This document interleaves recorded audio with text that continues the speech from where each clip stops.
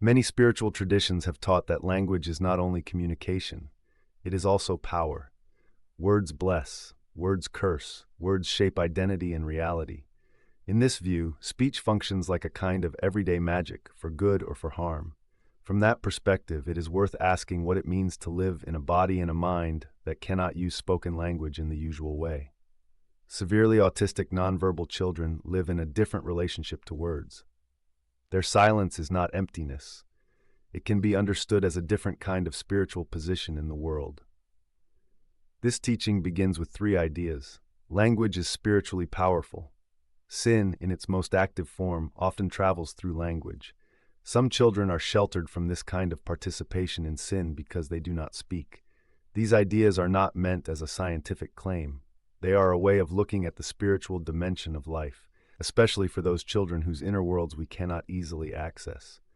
Language is everyday magic. If you pay attention, you can see how often words function like spells. A child hears, "You are impossible," and carries that like a curse for years. Someone hears, "You are loved, you are wanted," and their nervous system settles. Their sense of self shifts. A blessing has landed. Words create agreements. I promise. I will never leave you. I hate you. These are not just sounds. They change the shape of relationships and the course of lives. In a spiritual sense, every vow, every insult, every label is a form of spoken magic that calls something into being. If the devil represents the energy of distortion, division, and harm, then one of his favorite tools is the human tongue. He does not have to pick up a weapon. He only has to influence the words people choose, and they will wound each other for him. From this viewpoint, sin is not only action. It is also participation in destructive speech, gossip, humiliation, cruelty spoken in anger, manipulation through promises. These are forms of dark magic that ride on language. Innocence, responsibility, and silence. Many spiritual and religious traditions hold that full moral responsibility requires a certain level of understanding and intent. A person must know what they are doing and be able to choose it freely for sin to fully land on the soul as guilt. Severely autistic nonverbal children often live in a different state. Their nervous systems can be overwhelmed. Their behaviors can be driven by sensory overload, fear, confusion, or pain rather than calculated malice. They may push, hit, scream, or withdraw, but their actions are more often expressions of distress than deliberate attempts to harm.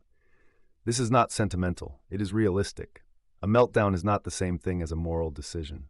A self-protective reaction is not the same thing as a chosen cruelty. Now add to this the fact that they do not use spoken language in a typical way. They cannot curse someone with a carefully chosen insult, tell calculated lies to destroy reputations, make manipulative promises to control others, speak vows that they later break and turn into chains for themselves or others. In that sense, they are protected from an entire category of sin that depends on speech. They may suffer, they may struggle, they may act out, but they do not participate in this specific magic of words that so often pulls the rest of us into harm. Their silence becomes a spiritual shelter, protected from the devil's favorite channel. If the devil uses words as one of his primary channels, then those who cannot speak are outside that particular line of influence. The devil can tempt a person to gossip. He cannot tempt a nonverbal child to spread rumors. He can tempt someone to humiliate another with sarcasm. He cannot tempt a nonverbal child to weaponize language in that way. He can whisper, "Say this, it will hurt them." He cannot whisper that to a child who does not speak. In this teaching, we see severely autistic nonverbal children as standing in a protected circle in this specific realm. Not because they are less human or less real, but because they are not available to be used as instruments of harm through language. They are not tools in the hand of darkness. Their tongues cannot be borrowed. This does not mean they are perfect in every way. It does not mean they never resist love or never feel anger. It does not mean they do not need guidance, boundaries, or protection like any other child. It means that one major pathway of sin, the pathway of the spoken word used as a weapon, is simply closed to them. The spiritual role of their presence. If we accept language as a form of magic, then the presence of children who cannot speak becomes a mirror to the rest of us. They cannot curse, but they are often cursed by the words spoken about them. They are a burden. They will never be normal. They ruin everything. Their bodies carry the weight of other people's spells. They cannot choose harmful labels for others, but others choose harmful labels for them. In this way, their lives reveal the injustice and carelessness with which the world uses language. Spiritually, they call the rest of us to a higher standard. We are the ones with verbal power.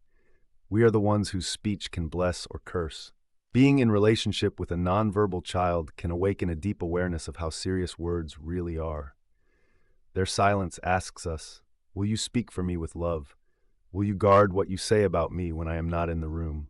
Will you use your language to shield me, not shame me?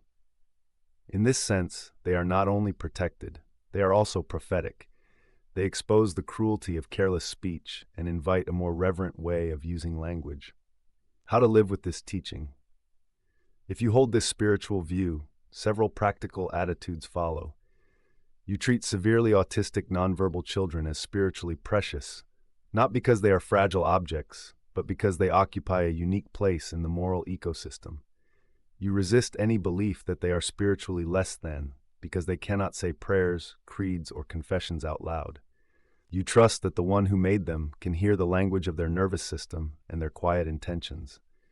You take responsibility for your own speech with greater seriousness. If they cannot sin through words, you refuse to sin on their behalf. You refuse to speak hopelessness over their lives. You refuse to make them the object of cruel jokes or despairing predictions. You understand their meltdowns and difficult behaviors first as suffering, not as rebellion. You bring compassion and structure, not condemnation. You separate neurological overwhelm from moral guilt. You let their protected silence remind you that not all holiness is loud.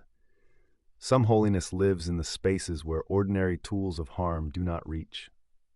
This teaching is not offered as a rigid doctrine, but as a way of honoring the spiritual mystery of severely autistic nonverbal children.